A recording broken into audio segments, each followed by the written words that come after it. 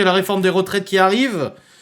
Emmanuel Macron l'avait annoncé lors des débats et lors de son programme, la réforme des retraites, qui est tant contestée par la droite, l'extrême droite et l'extrême gauche.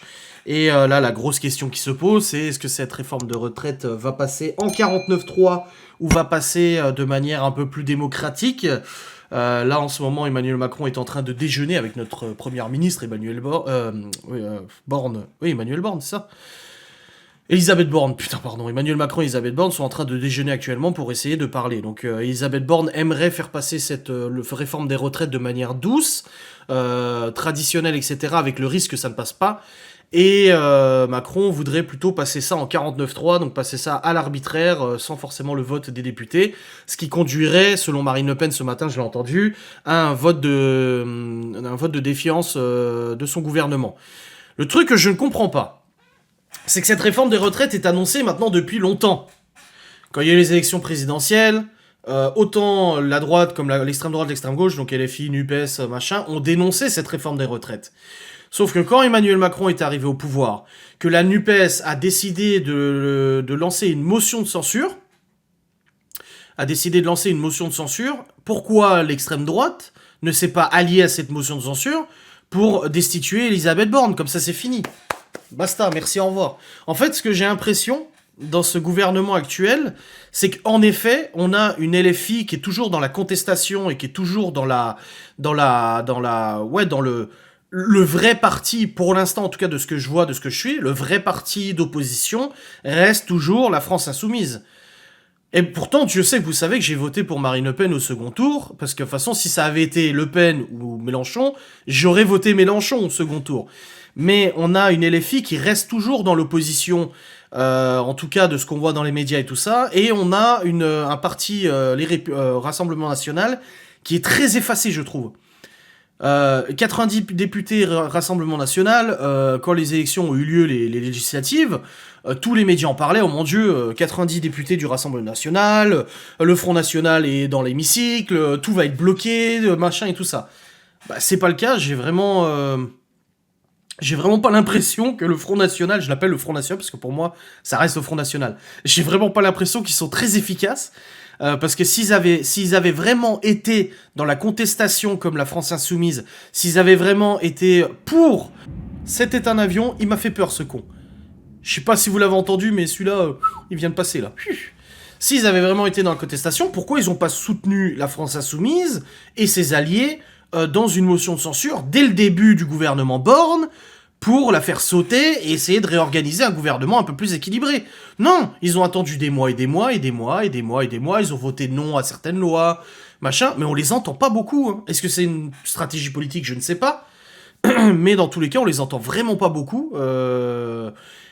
Ouais, ils sont dans la contestation 3 mois avant les élections. C'est exactement l'impression que j'ai. Donc vous voyez, je pense être quelqu'un de très juste dans ma critique. C'est que j'ai beau avoir voté au second tour pour Le Pen, et j'ai beau m'être dit, 90 députés, peut-être que ça va bouger un peu. Moi, c'est pas pour leur... Moi, je veux juste que ça soit le bordel dans le gouvernement et que ça change une bonne fois pour toutes.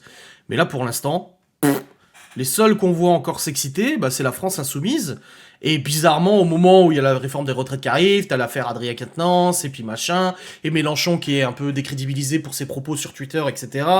Enfin voilà, je vois ça un peu bizarre. Alors oui, Marine Le Pen a annoncé ce matin que s'il voulait faire passer la réforme de retraite, elle voterait non. Et s'il voulait la faire passer en 49.3, il signerait une motion de censure. Je le rappelle, en fait, c'est la confiance de l'Assemblée. En gros, le Premier ministre, quand il y a un vote de défiance qui est fait, le Premier ministre doit récolter pour sa propre personne une majorité à l'Assemblée de voix pour lui. Et s'il n'a pas cette majorité, la logique veut qu'il démissionne de son gouvernement et qu'il fasse démissionner son gouvernement tout entier, qu'on reforme un nouveau gouvernement avec un nouveau Premier ministre et tout. Et c'est ce qui a provoqué justement la cohabitation qu'il y a eu entre Chirac et Jospin, il me semble, il y a maintenant de cela une vingtaine d'années, où en fait on a eu un gouvernement, un président de droite et un Premier ministre de gauche. Et je pense que ça serait peut-être plus constructif, ça aurait été... Je pense davantage constructif qu'on se retrouve avec un Mélenchon Premier ministre ou une Le Pen Premier ministre, et encore, vu ce qui se passe avec le Front National, je suis pas certain, ça aurait été beaucoup plus constructif qu'on se retrouve avec un Mélenchon Premier ministre et un Macron président. Déjà Macron, ça l'aurait calmé un petit peu dans toutes ses ardeurs, parce que il prend trop la confiance. Pour moi, c'est un... Au-delà du poste présidentiel, pour moi, c'est une personne très... très narcissique, très égocentrique et vraiment très sûr de lui. Et je pense qu'avoir un Premier ministre en cohabitation l'aurait peut-être calmé un petit peu, voilà, et l'aurait peut-être évité quelques débordements qu'il y a eu ces dernières années, si ça avait été déjà le cas. Ils me font peur, la France insoumise. Mais c'est les médias, je pense, qui essaient de faire peur, parce qu'au final... je l'ai lu, le programme La France Insoumise. Le programme La France Insoumise et le programme de Marine Le Pen, donc du Front National, sur beaucoup de points, ils se ressemblent. Alors, ils se ressemblent pas sur la manière d'exécuter les choses, mais la finalité est la même. Ils ont les mêmes envies sur pas mal de choses, même si la façon dont ils amènent ces choses ne sont pas les mêmes. C'est pas les mêmes lois, c'est pas les mêmes budgets, c'est pas les mêmes trucs.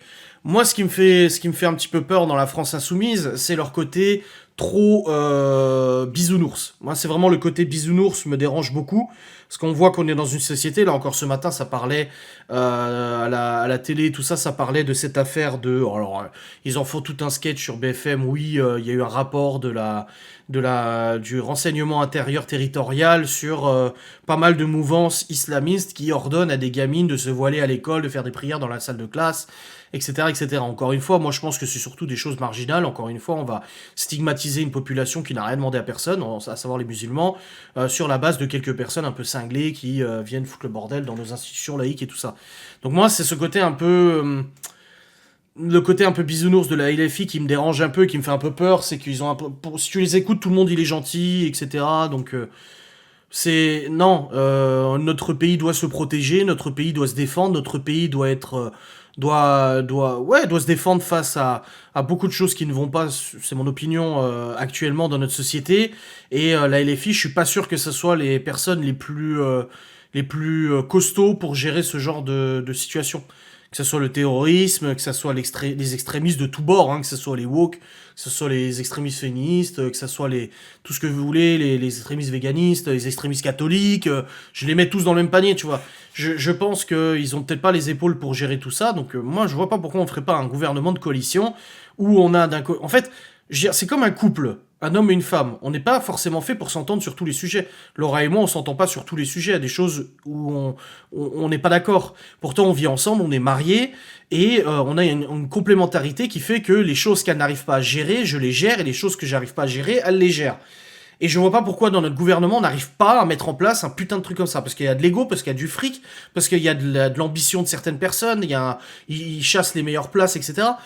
Pourquoi on n'arrive pas à faire un gouvernement où on arrive à travailler ensemble sur des lois communes, où chacun apportera en fait sa connaissance et son expertise dans le domaine qu'il maîtrise en fait. Il y a un problème. De toute façon, comme je l'ai dit, la République, c'est une connerie. La République, actuellement, c'est une connerie. Je ne sais pas ce qu'il faudrait à la place de la République. Je suis pas politologue ou quoi que ce soit, mais c'est une connerie. Ça ne peut pas fonctionner.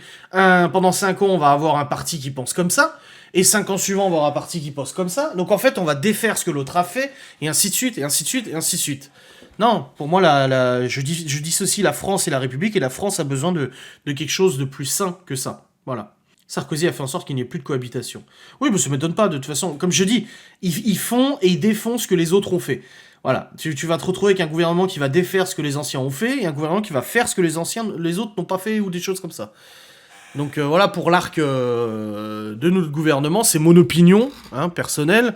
Encore une fois, je ne vous pousse pas à y adhérer ou quoi que ce soit, ça ne reste que mon opinion à moi. Ah, et breaking news, là en live, on y va. Hein. La République, c'est moi. Quoi? Non, j'ai dit, les LFI et RN sont opposés sur certaines choses, mais ils sont communs sur d'autres. En mettant les législatives juste après les présidentielles. Oui, oui, c'est vrai qu'avant, c'était avant les législatives. Ah, maintenant que t'en parles. Oh, tu sais, j'étais trop jeune, moi. Je suis pas de votre génération, j'ai pas 60 ans, moi. Les premières élections que j'ai réellement vécues et que j'ai pris conscience, ça a été Chirac Mitterrand. Je me souviens encore à la télé qu'on a vu la tête s'afficher de Chirac, là.